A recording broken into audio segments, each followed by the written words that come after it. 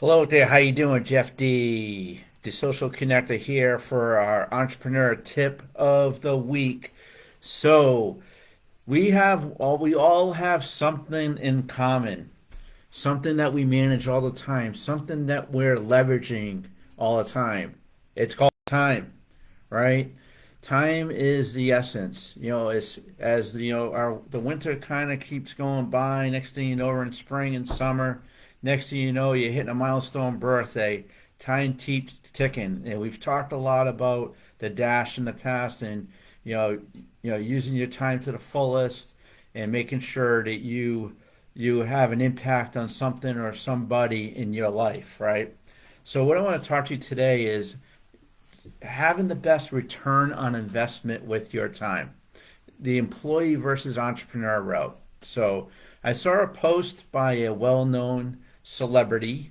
It was a shark, but I won't tell you who from the Shark Tank it was, that said something along the lines was, if someone worked for me, they better not shut their laptop off at 5 o'clock, which meant, you need to work all day and night if you want to work at my company.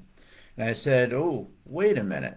That doesn't sound too good because you always hear about how you should have a work-life balance and, you should live your own life.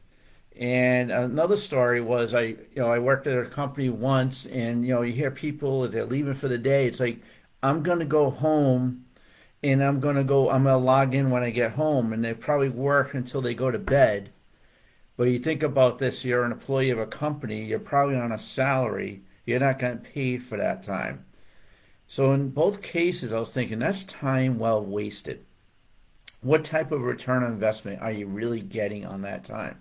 When you work a salary at a company and you end up working 60, 80 hours a week, but in reality you're getting paid for 40, you're like, what are we doing with that time? You can argue to say, hey, I could save my job, I'll end up being unemployed. Well, what good is that when you're basically your whole life is your work? And that's the employee mindset, or if you're working for, we'll call it slave driver boss mindset that, you know, am I trading my time to make somebody else rich? And that's the employee mindset. Now let's flip it. Now let's say you're an entrepreneur. Time, right? Time is return on investment. When you're an entrepreneur, or you're starting your own business, you have a side hustle, how are you using that time?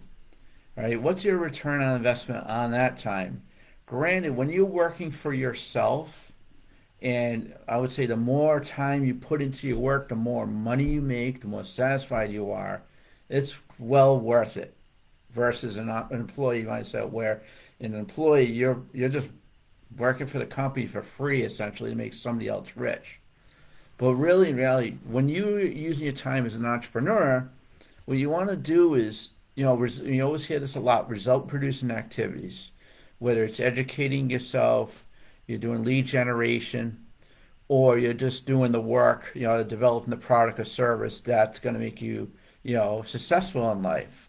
So there's a little bit of a difference there. And I'm going to give you a great example for myself. I worked in corporate America for many years. Now today I have a few ventures. I work, in the world of staffing versus marketing and health and wellness. I have a few ventures going on.